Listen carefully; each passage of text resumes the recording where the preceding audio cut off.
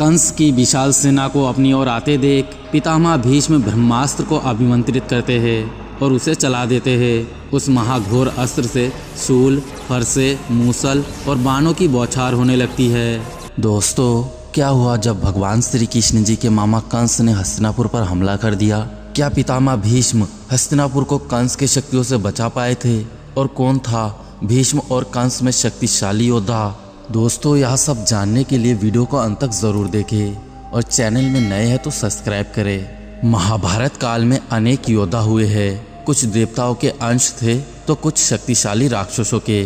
किंतु कुरुक्षेत्र के युद्ध से पहले 3 राज्य ऐसे थे जिन्होंने कभी भी पराजय का स्वाद नहीं चखा था, जिसमें मगध, पांचाल और हस्तिनापुर शामिल था। इन राज्यों को तो स्वयं देवता और देवताओं के राजा इंद्र भी मिलकर जीत नहीं सकते थे, क्योंकि पांचाल में ध्रुपद, मगध में जरासंध और हस्तिनापुर में भीष्म जैसे महाशक्तिशाली योद्धाओं का राज था। तो आखिर ऐसा क्या हुआ कि कंस ने हस्तिनापुर पर हमला कर पितामह भीष्म के साथ उन्होंने दुश्मनी क्यों किया था? तो आइए जानते हैं आज के इस वृतांत में। दोस्तों, यह बात उस समय की है जब पितामह भीष्म जी हस्तिनापुर के राजा विचित्रवीर्य के विवाह के लिए कन्या ढूंढने निकले थे। उन्होंने कई सारे राज्यों में भ्रमण किया, किंतु उन्हें अपने भाई विचित्रवीर्य के लिए कोई भी उत्तम कन्या नहीं मिला।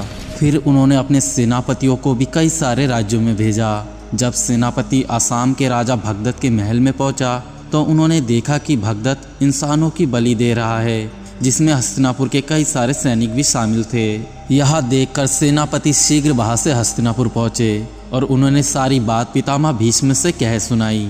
यह सुनते ही पितामह भीष्म जी क्रोधित हो जाते हैं और वे भगदत्त पर अपना एक अमोघ दिव्य बाण चला देते हैं, जो हस्तिनापुर से सीधे जाकर भगदत्त को लगती है और वह मूर्छित हो जाता है। अपने राजा को मूर्छित देख सभी सैनिकों के मन में भय उत्पन्न हो जाता है और वो सब बलि के लिए लाए गए सैनिकों को छोड़ देते हैं। और जब यह बात भगदत्त के मित्र कंस को पता चलता है, तभी वह राक्षसों की सेना लेकर हस्तिनापुर की ओर कूच करता है। और जब वह हस्तिनापुर के करीब पहुंचता है, तभी वह जोर जोर से गर्जना करता है, जिससे हस्तिनापुर की धरती हिल जाती है। यह सब देखकर पितामह भीष्म अपने महल के सबसे ऊंचे किले में पहुंचते हैं और वो देखते हैं कि कंस अपने सेना के साथ आए हुए हैं। भीष्म के पास खड़े सेनापति जब अपने सेना को तैयार करने के लिए बोलते हैं तो पितामह भीष्म उन्हें रोक देते हैं और फिर वह अकेले ही रथ पर आरूढ़ होकर कंस के तरफ बढ़ते हैं और अपने शक्तिशाली धनुष की प्रत्यंचा को खींचते हैं,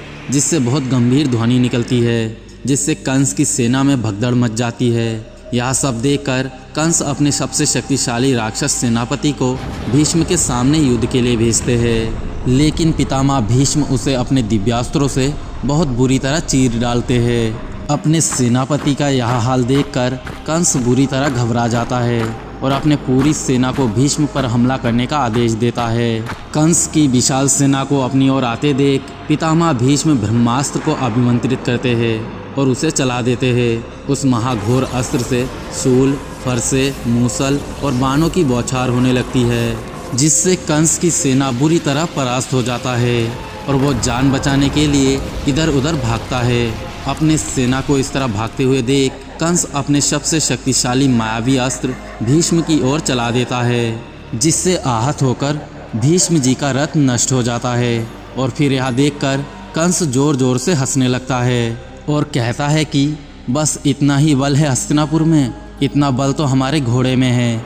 यह सुनकर भीष्म जी को अत्यधिक क्रोध आ जाता है और वह महारौद्रास्त्र का आवाहन करता है। उस महाघोर अस्त्र के प्रकट होते ही धरती डोलने लगती है, प्रचंड वायु चलने लगती है, सृष्टि कांपने लगती है।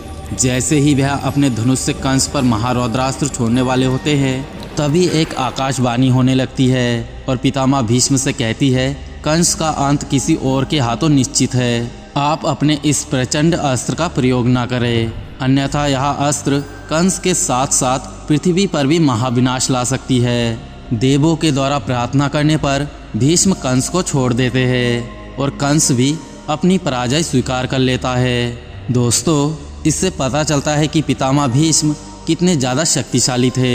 अगर वीडियो पसंद आए तो लाइक करें, कमेंट करें, शेयर करें और चैनल को सब्सक्राइब करें। और अगर पेज में देख रहे हो तो प्लीज़ पेज को फॉलो करें। जय श्री कृष्णा।